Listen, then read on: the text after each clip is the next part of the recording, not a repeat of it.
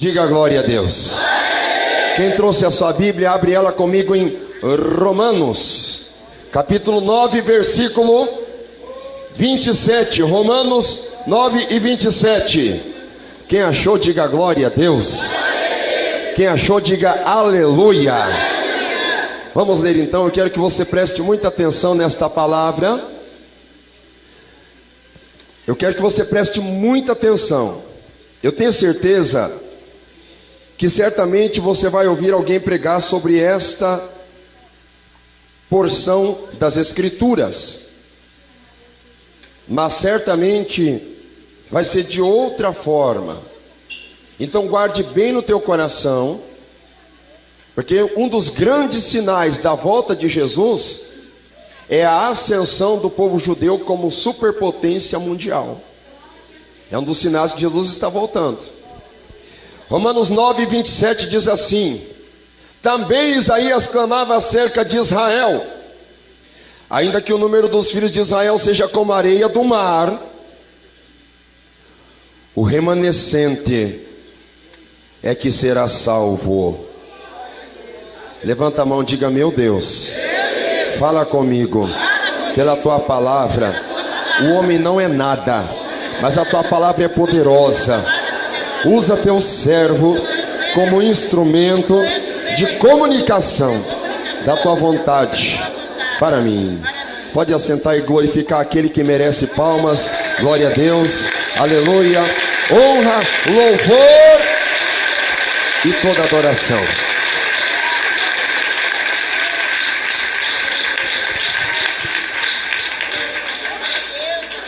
Queridos irmãos e irmãs,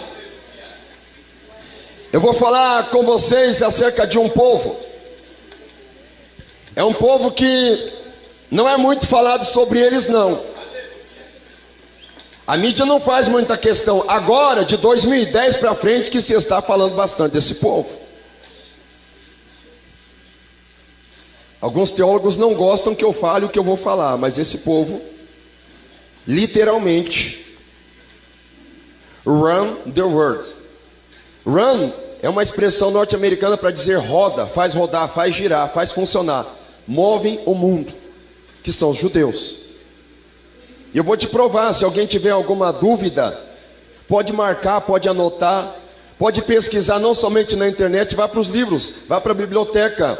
E se o que eu disser aqui estiver errado, eu te empresto o microfone para você me corrigir, porque eu pesquisei o que eu vou falar aqui nessa noite.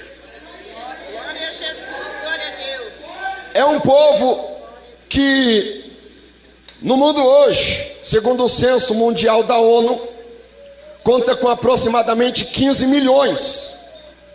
15 milhões, os judeus, é 15 milhões. Perto da população do Brasil, com aproximadamente 210 milhões, é uma população minúscula.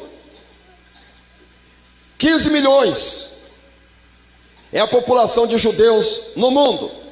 Desses 15 milhões, 14 milhões, 6 milhões estão em Israel, 5 milhões está nos Estados Unidos, e outra parte, o terceiro maior polo mundial de judeus é a França. É um povo que alguns podem considerar que não existam muitos judeus. Mas a Bíblia diz aqui, ainda que os filhos de Israel sejam como o número deles como a areia do mar, somente o remanescente é que será salvo. É porque Isaías estava prevendo algo que muita gente não sabe, mas eu vou falar nessa noite. Aos que sabem vão concordar comigo, aos que não sabiam vai ficar em partes até maravilhado. Mas quem tem sobrenome Gomes, Cordeiro, Neves, Mendes, quem tem o sobrenome Terra Branca, não é um sobrenome tão conhecido assim. O sobrenome Silva, que alguns pensam que é português, mas vem do alemão Silba, que quer dizer prata. Alguns que têm o sobrenome Reis, alguns que têm o sobrenome Machado. Provavelmente, parece que eu vejo os olhinhos de pessoas que nem piscam. São curiosos, né? Glória a Deus. Olha bem,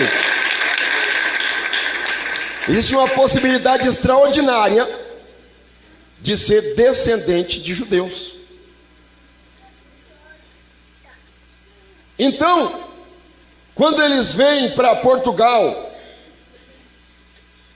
sem dizer dos judeus, descendentes de judeus, de italiano, de alemães, de polonês mesmo, irmãos, é difícil polonês aqui do Brasil que não tenha uma mistura com a ascendência judaica. É difícil, porque se espalhou. Segundo um censo sério dos Estados Unidos, alguns judeus tentaram abafar porque eles querem preservar a raça, de dizer que é um povo que não se mistura, que não se envolve com miscigenação. Um censo sério dos Estados Unidos, que dos 7 bilhões de habitantes da Terra, aproximadamente 3 bilhões tem alguma coisa a ver com a etnia judaica. Numa parte da sua ascendência lá atrás, tem alguma coisa a ver com os judeus. Então Isaías fala aqui: ainda que o número dos filhos de Israel seja como a areia do mar, somente o remanescente é que será salvo. Eu não quero jogar um balde de água fria, mas você pode ser descendente de judeu de primeiro grau, de segundo grau, ser descendente com o sobrenome Cohen. Cohen é um sobrenome mais próximo de judeu, porque a palavra Cohen do hebraico quer dizer sacerdote. Teu nome pode ser, teu sobrenome pode ser até Cohen Hagadol, que quer dizer sumo sacerdote. Pode ter o sangue até da linhagem, até do próprio Arão. Você pode ser descendente direto de Shlomo ben David, de Salomão, filho de Davi. Você pode ser descendente até da linhagem matrilinear de Jesus, que seria Maria, ou da patrilinear, que seria José. Somente o remanescente é que será salvo. Você pode ser da tribo mais nobre, que seja a tribo de Judá, ou ainda uma grande tribo, que é a tribo de Benjamim. Você pode ser a tribo de Benjamim, a tribo de onde saiu Saul. Você poderia ser de qualquer uma dessas tribos, mas somente o remanescente é que será salvo. Eu quero que você entenda isso. Por mais que eles tenham crescido e se espalhado, por mais que seja um povo poderoso, e quando eu entendo como areia do mar, eu entendo multiplicação em números, mas eu entendo também uma das grandes bênçãos incondicionais que Deus ofereceu a Abraão, que seria a bênção do engrandecimento e a bênção da numerosidade, onde a Bíblia diz que as famílias da terra seriam chamadas em Abraão. Mas existe a bênção do engrandecimento. Que bênção é essa? A bênção do poder, poder financeiro, poder empresarial, poder da comunicação, poder da tecnologia. Eu quero compartilhar alguma coisa com vocês aqui. Quero que você guarde no seu coração que os judeus, eles fazem o mundo girar ao redor deles. O centro gravitacional, a cidade mais famosa do mundo é Jerusalém. Nunca existiu uma cidade mais famosa. New York, London, Frankfurt, ou qualquer outra capital como Roma, ou Grécia, Esparta, Atenas. Nunca esqueça essas cidades. Egito, ou Egito, esqueça essas cidades. É Jerusalém. E Jerusalém é a capital do quê? Do Império Judaico. Agora, vamos lá. O engrandecimento, como a areia do mar, crescimento financeiro na economia. Eu vou falar alguns nomes aqui. Se alguém tiver dúvida, pode marcar na caneta, com a caneta no papel, pode marcar. Muitas pessoas dizem capitalismo selvagem, capitalismo cruel do mundo. Que é isso? Muitos falam de capitalismo, alguns até fazem bravata sobre capitalismo, nem sabem diferenciar capitalismo de socialismo. Mas eu tenho uma coisa para dizer para vocês: tanto o capitalismo quanto o socialismo são ideologias judaicas. O pai do capitalismo, o nome dele é Davi Ricardo. E o pai do socialismo, o nome dele é Ferdinand de Lassalle. Ferdinand de Lassalle, francês, está na cara, né? Agora, o pai do comunismo, o nome dele é Friedrich Engels e Karl Marx, judeu também. Na economia, por exemplo, o presidente do Fed, Federal Reserve dos Estados Unidos, a reserva como se fosse uma espécie de um banco central, ou ainda a Fazenda Federal, Benjamin Bernanke. Benjamin te lembra o quê? Benjamin, judeu também. O presidente, aliás, O diretor da Casa da Fazenda do Brasil, o senhor Guido Mantega, é judeu genovês da Itália. Na economia. Agora, poucas pessoas sabem, mas muitos judeus que saíram de Recife, no Pernambuco, eles foram para Amsterdã, capital da Holanda. E lá na Holanda, eles emigraram para uma cidadezinha lá nos Estados Unidos, cidadezinha pequenininha, sem expressão, e fundaram uma cidade chamada New Amsterdam. E essa New Amsterdam, eles mudaram de nome depois porque lhes foi mais conveniente. Sabe qual que é o nome dessa cidadezinha New Amsterdam? New York. Quem nunca ouviu falar de Nova York? É considerada a cidade mais poderosa do mundo. Fundada por quem? Judeus. Tanto que a Bolsa de Valores de Nova York, a Dow Jones, em Wall Street, tem um touro na frente. Sabe o que é aquele touro? É uma alusão ao bezerro de ouro chamado Apis, da mitologia egípcia, que eles fizeram um bezerro de ouro através de Arão, quando Moisés estava recebendo as tábuas da lei, lá no monte.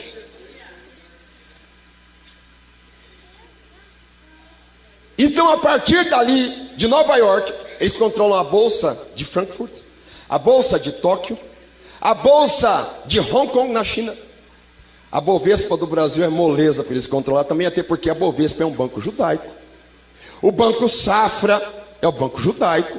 Bilbao Vizcaya é um banco judaico. Citibank é um banco judaico. E tem algumas pessoas inocentes que pensam: a próxima potência mundial vai ser a China.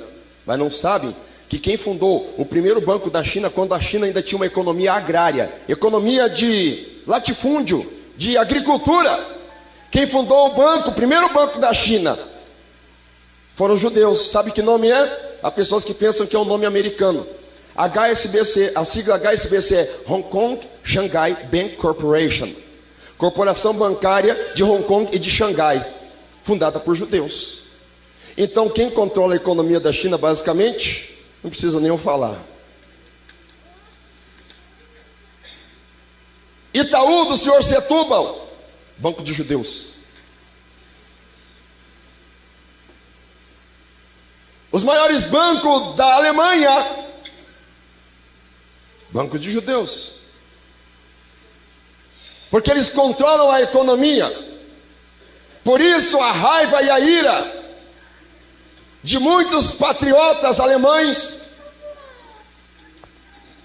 tentando até mesmo efetuar o holocausto, que segundo alguns historiadores foi de 6 milhões de judeus, porque a economia se concentrou na mão deles. Na cultura, o Brasil não tem nenhum prêmio Nobel. Sabe quantos prêmios Nobel tem de judeus? Só 160. Só 160 judeus prêmio Nobel. Alguém aqui deve ter ouvido falar numa banda de rock chamada Kiss. O vocalista ou o protagonista da banda, o nome dele é Gene Simon. Sabe o que quer dizer Simon? É o mesmo que Simon, é o mesmo que Simão. E Simão é o mesmo que Pierre do francês, é o mesmo que Peter em inglês, é o mesmo que Pedro em português. Gene Simon é judeu. Quem nunca ouviu falar, agora vamos popularizar um pouco mais, quem nunca ouviu falar de Beatles? Muitos ouviram falar de Paul McCartney, John Lennon, ouviu falar de George Harrison, Ringo Starr, mas não ouviu falar de quem estava por trás nos bastidores, o empresário, o nome dele Brian Epstein. Sabe o que era Brian Epstein? Judeu. Quem nunca ouviu falar de uma cantora que, segundo dizem, se suicidou? Amy Winehouse. Ela mudou o sobrenome para Winehouse, para uma pronúncia americana, mas o sobrenome dela original era alemão. Winehouse, casa do vinho. Descendente de judeus, inclusive de judeus do rabinato. Eu vou dizer para vocês, alguns aqui já ouviram falar de um cantor chamado Bob Dylan. O nome dele não é Bob, o nome dele é Yaakov. Ele mudou porque era conveniente entre os americanos ser chamado de Bob, porque era um nome legal na década de 60. Judeu também. Na política, alguns já ouviram falar certamente da sociologia, mas alguns não sabem quem que é o pai da sociologia. O nome dele é Emile Durkheim. E esse Emile Durkheim, o que ele tem em comum com Karl Marx, Bob Dylan e todos esses nomes que eu falei? Também é judeu. Na tecnologia, o celular que mais roda hoje não é Apple. Tanto que eu não tenho Apple, porque eu não tenho bastante dinheiro. É um Samsung, o sistema operacional que faz ele rodar. Android, no inglês. Quem que é o fundador? Tom B. Rubin. Sabe o que é Rubin? É a mesma coisa que Ruben. Ruben é uma das tribos de Israel. Precisa dizer que é judeu? Ah, pastor, mas será que é? Não, pesquisa, vai na Wikipédia, vai pesquisar na biografia, você vai descobrir, judeu também. Já ouviu falar da marca de computadores Dell? D-E-L-L. Sabe quem que é o dono? Michael Dell. Michael, mas Michael não é um nome judeu, pastor. Michael é o nome do diabo, lembra Michael Jackson? Você está enganado. Michael vem do hebraico Michael. Michael, que a tradução para Michael é quem é como Deus, porque El no hebraico quer dizer Deus. Então Michael Dell, pode pesquisar lá, não estou te obrigando a acreditar no que eu estou falando. Vá pesquisar lá, você vai descobrir que ele também é judeu. Alguém já ouviu falar da Intel? Talvez não, mas já ouviu falar de Pentium. Igual minha avó, ela não falava Pentium, ela falava, desliga esse Pentium, menino. Então, a Intel, detentora dessa marca, que fabrica Pentium, Celeron e tantos outros computadores, eu parei no Celeron, eu estou um pouco atrasado. Mas é uma empresa judaica e a matriz dela é em Jerusalém. E os fundadores também são judeu. Alguém aqui já ouviu falar da Global Village Telecom? Talvez não, mas eu vou dizer o que quer dizer. Global Village Telecom, GVT. Agora tem uma coisa particular comigo. Eu recebi uma carta do senhor Amos Genish, é o presidente da GVT, para me anunciar a fusão da GVT com a Vivo. É bom ser pastor de Curitiba às vezes. Você sabe quem que é Amos Genish? Amos é uma pronúncia americana para o nome Amos. Amos Genish. O que Amos Genish tem a ver com Bob Dylan, pastor? É judeu, dono da GVT. Um detalhe, ele comprou a GVT por $100 mil. Ele vendeu a GVT o ano passado para a Telefônica da Espanha. Eu não vou chutar, por 9,3 bilhões. Judeu. Na mídia, sabe aquele site, aquela rede social que coloca aquelas fotozinhas lá, que você tira um selfie e você, mesmo que você esteja triste, atribulado, você... Tem alguns até que compram o tal do pau do selfie. Coloca ele aqui assim, está atribulado, endividado, mas ele tem que postar que ele está sorrindo, que está tudo bem. Facebook. Sabe quem que é o fundador do Facebook? Mark Zuckerberg. A expressão Zuckerberg, que muitos chamam de Zuckerberg, Zuckerberg, Zucker é açúcar em alemão, Berg é montanha, montanha de açúcar. Então, o senhor Mark Zuckerberg, ele fez o Bar Mitzvah aos 13 anos, que é como se fosse uma inserção batismal no judaísmo. Preciso dizer que ele é judeu? E ele não é dono só do Facebook, não. Existe um programinha no celular de, eu vou dizer aqui, 90% de quem está aqui, um programinha que de vez em quando teu celular faz assim, ó. Ele comprou o WhatsApp também. Judeu. Você sabe um programa que quando você não sabe, quando você não conhece alguma coisa, você pergunta assim, eu já sei onde que eu vou perguntar para ele, porque ele sabe tudo. Sabe quem que é ele? Como é que é o nome dele? Como é que é? Você sabe quem que é o fundador do Google? Sergey Brin e Larry Page. Pesquisa a biografia deles. O que eles são, pastor? Não vai dizer, pastor, vou dizer sim. São judeu também. E vou dizer mais uma. O senhor Sergey Brin e o senhor Larry Page compraram também o YouTube. O YouTube. Judeu. Na mídia. Você já ouviu falar no Sistema Brasileiro de Televisão? São Deus tem poder, pastor? Tem mesmo. SBT. Sabe quem que é o dono do SBT? Silvio Santos. Errou cheio. Sênior Abravanel. E não fala é Sênior Abravanel. Judeu da Salamônia, região da Espanha e de Portugal. Você sabe quem que é o dono da Band? O senhor Saad, judeu sírio-libanês. Sabe quem que é o dono da RBS, que domina o sul do Brasil? A família Sirotsky, judeus poloneses.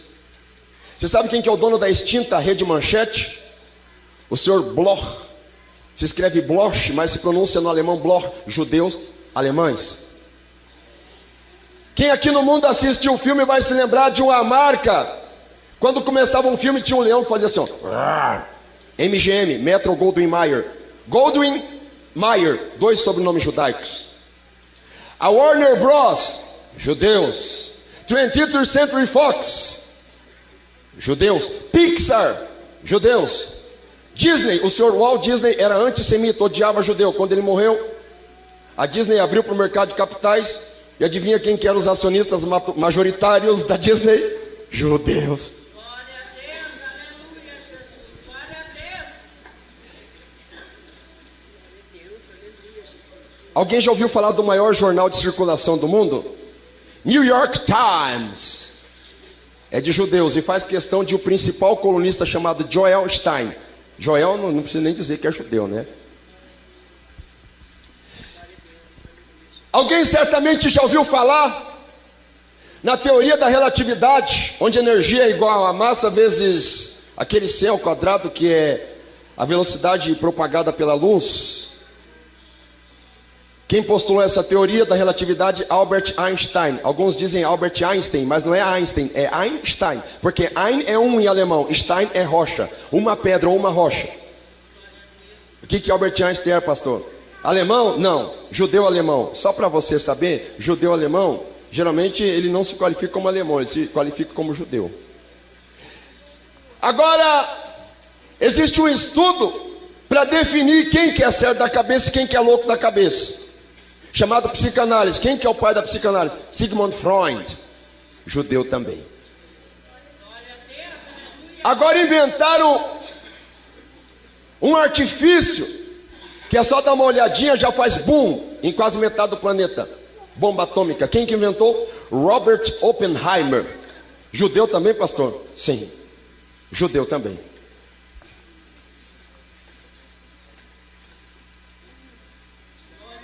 Eles se infiltraram na mídia.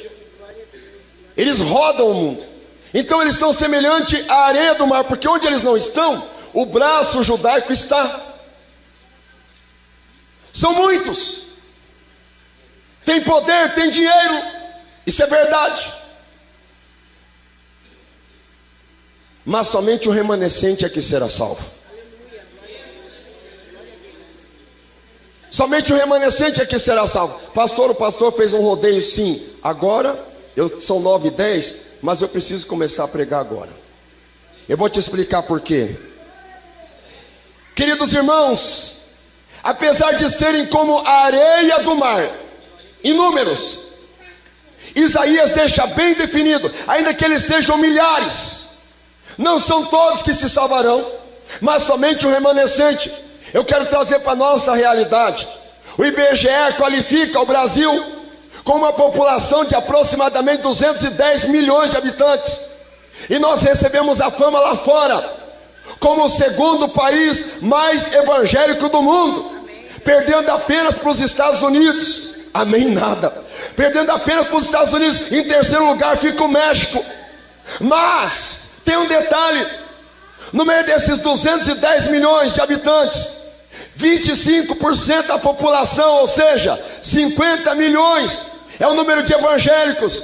E no meio desses 50 milhões estão inseridos evangélicos que vivem uma vida pecaminosa, evangélicos que vivem uma vida de mentira, evangélicos que vivem um terceiro ou um quarto casamento como se fosse normal, evangélicos que compram e não pagam, evangélicos que vivem um tentando apunhalar o seu próprio irmão pelas costas, evangélicos que não oram mais, que não tem calo no joelho, não jejua mais e nem crê na vida de Jesus, evangélicos que não têm compromisso com Deus.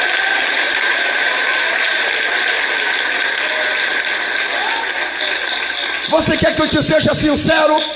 Ainda que o Brasil, nos seus 210 milhões de habitantes, tivesse um percentual na casa dos 100% evangélicos, mesmo 210 milhões de habitantes, 210 milhões de evangélicos, eu estou aqui para te dizer, não são todos que se salvam, mas é somente o remanescente que se salva, porque a palavra diz assim, é somente o remanescente.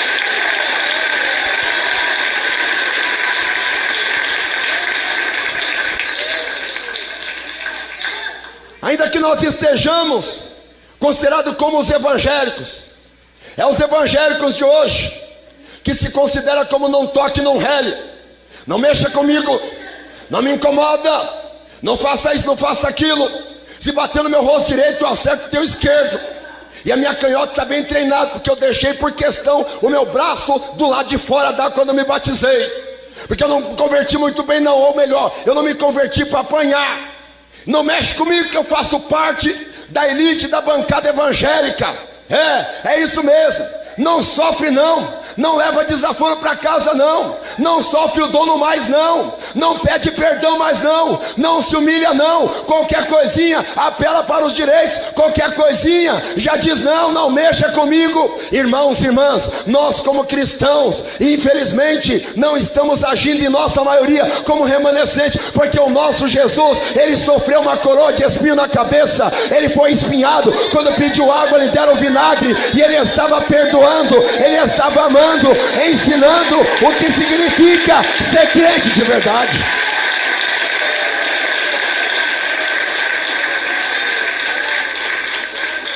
Ainda que o número dos filhos de Israel seja como a areia do mar, ainda que o número de cristãos seja como a areia do mar, somente o remanescente é que será salvo. Existem adeptos da teologia do universalismo. Sabe o que diz essa teologia? Que no final Deus vai fazer uma espécie de um mutirão da salvação. Tá tranquilo, não, você está em pecado, mas entra aí, entra cá, vem para cá, o céu é tranquilo, é sossegado, fica sossegado, rapaz, você já creu no meu nome, pode entrar para cá, entra para a salvação, entra para a boca do cordeiro. Ô Senhor, estou todo lascado, cheio de pecado aqui. Não, rapaz, esquenta a cabeça. E os crentes fiéis olhando, e Jesus dizendo assim, você foi fiel porque você quis, no final ia te dar uma chance de salvação também. Será que é esse o Jesus que nós acreditamos? Eu estou aqui para dizer para vocês que ser crente não significa simplesmente ter um cartão de membro. Ser crente não significa simplesmente ser um dizimista. Ser crente não significa simplesmente nós ocuparmos uma posição espiritual como pastor, ou uma posição como crente, dizer eu sou crente, eu sou batizado nas águas. Ser crente significa ser o remanescente fiel, que não se dobra diante do mundo, que faz a diferença, que é diferente, que é a luz no meio das trevas.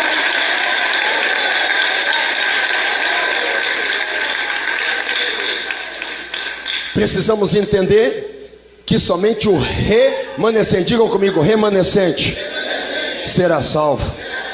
Agora vamos para entender o que é o remanescente. Você sabe o que é o remanescente? Se você for para o Aurélio ou se você for para o Google, você vai entender que remanescente é o que sobra. O remanescente é como se fosse o quociente. Numa operação de divisões, existe o divisor, existe o dividendo e existe o quociente. O quociente é aquilo que sobra, é o pouquinho, é a minoria. E o que é o crente hoje, na linguagem do mundo? O crente que quer ser fiel, que quer guardar a doutrina do Senhor, o que ele é? É considerado a escória, é considerado o lixo, é considerado a minoria, é considerado a parte desprezível, é considerado a parte periférica. É isso mesmo. E muitas vezes, muitos crentes acabam sendo rotulados como crente maluco, extremista, que não tem valor nenhum. Ei, escuta aqui, durante a colheita, amém, durante a colheita ou durante a cega, sabe como é que se qualificava o remanescente? Era aquelas sementes, aqueles grãos ou aqueles frutos que não tinham tanta aparência, que não eram tão bonitos, por isso o segador deixava ele de lado, o segador deixava ele ali, para que as pessoas mais pobres colhessem os rabiscos. Os crentes fiéis, os crentes que guardam a doutrina do Senhor, podem ser considerados como a parte ralé da sociedade, a parte mais humilde da sociedade, a parte descontrolada da sociedade. Pode nos chamar de qualquer coisa, Deus lá do céu está dizendo não, eles não são a parte esquecida não, eles são o meu remanescente, ele é o meu povinho escolhido, ele é o meu povinho que guarda a minha palavra. Aleluia. Somente o remanescente será salvo. Somente o remanescente. E aí, talvez alguém diga assim: pastor, remanescente, então está difícil, então ninguém vai se salvar, então o mundo está perdido nada. Se você pensa assim que não tem remanescente, você está enganado, você está com a síndrome de Elias. Porque quando Elias foi se esconder na caverna, ele estava com essa síndrome, a síndrome da última bolacha do pacote, a síndrome do gás da coca, a síndrome de dizer: eu sou eu e ponto final, não tem ninguém mais santo do que eu, não tem ninguém para vencer a batalha do mundo, só eu venço, coitadinho de mim, coloque os holofotes na minha direção, eis-me aqui, Senhor, meu nome é Mr. Santidade, ninguém é melhor do que eu, eis-me aqui nesta luta, e daí faz até aquela cara de choro, chupando 10 limão, Maranata, Maranata, vem Senhor, misericórdia, o mundo vai ter que acabar em barranco para me morrer encostado, porque só eu sou fiel, o mundo está todo poluído, está todo destruído, é nada. Elias estava pensando dessa maneira. Deus falou: quem te falou, Elias, que você é o último? Eu separei ainda 7.000 que não se prostrou diante de Baal, está sendo tratado a pão e água. Ainda tem gente fiel na terra,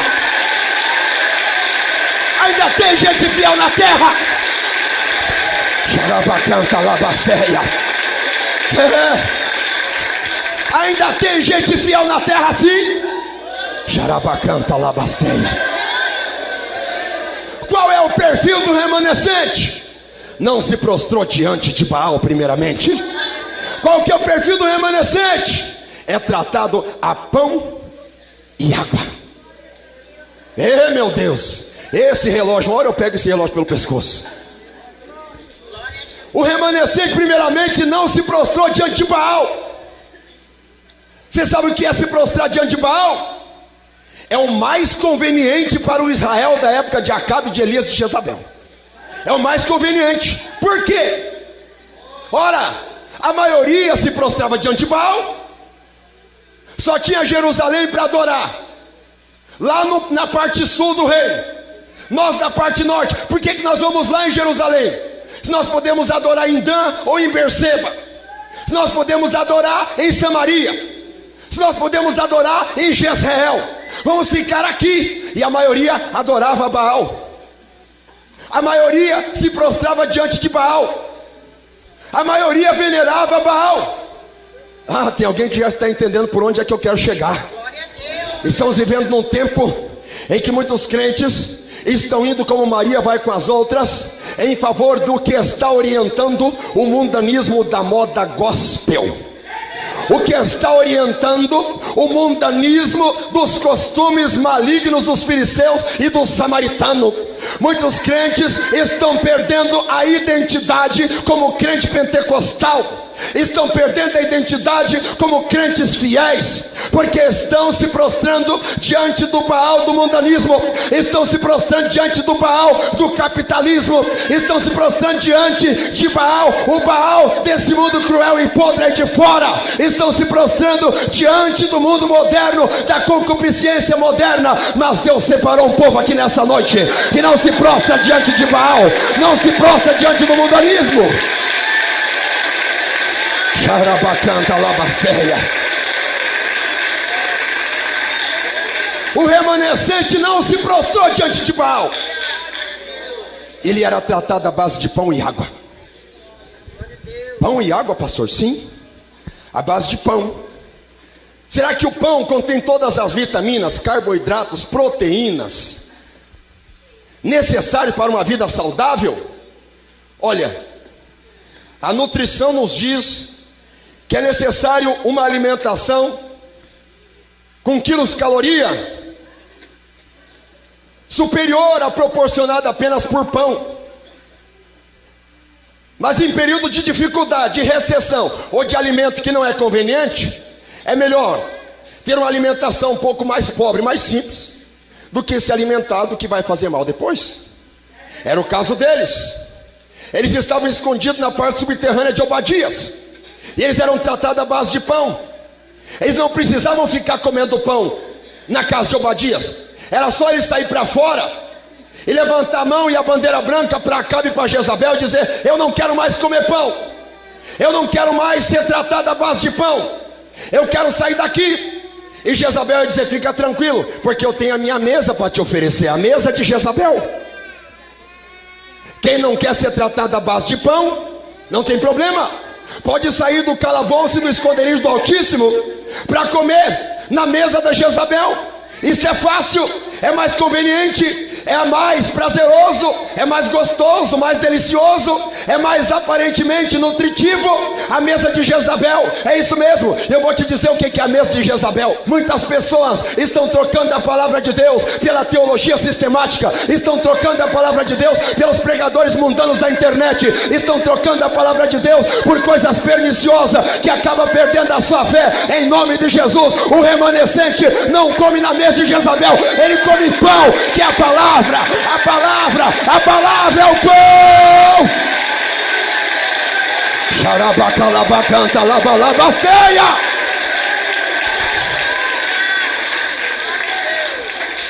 O remanescente, ele não se prostra diante de Baal, ele é tratado com pão e com água.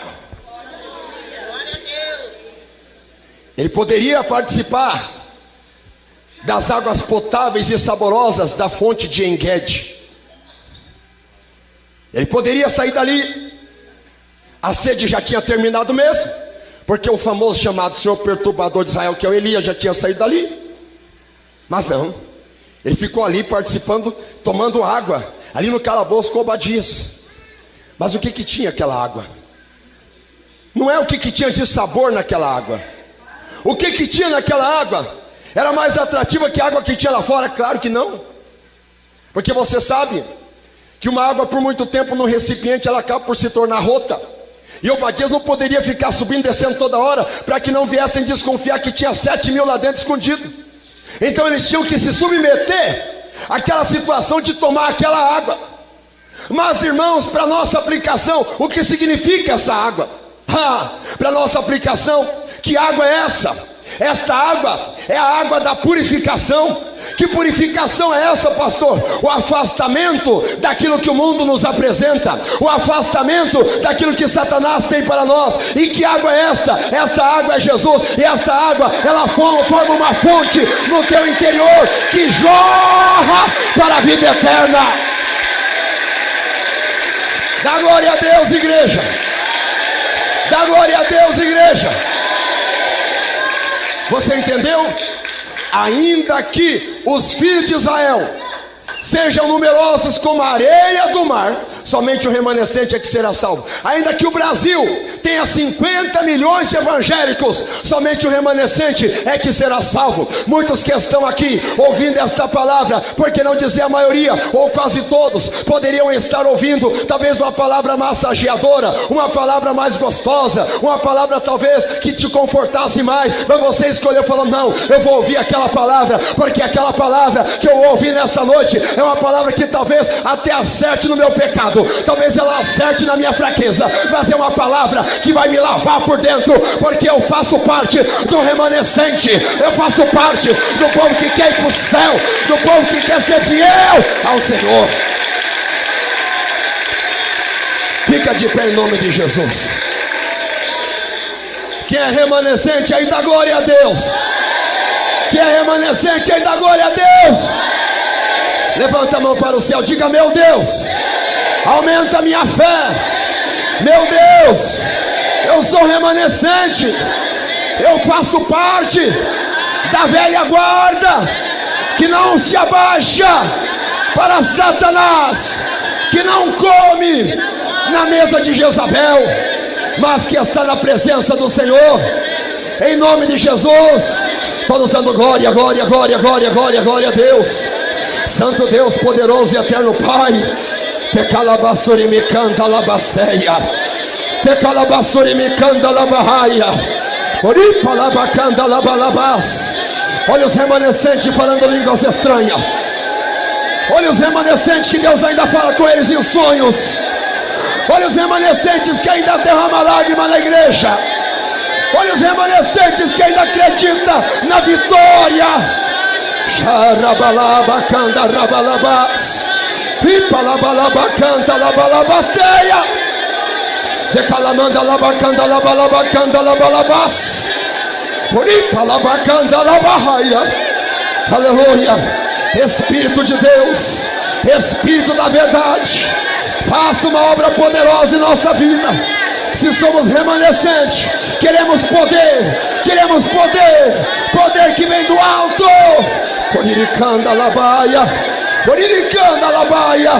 Dai força, meu Deus, para o teu povo. Dai força, meu Deus, para a tua igreja. Dai força, meu Deus, para os teus escolhidos. São remanescentes, meu Pai. Aleluia. Glória a Deus. Quem dá glória a Deus? Quem dá glória a Deus? Quem dá glória a Deus?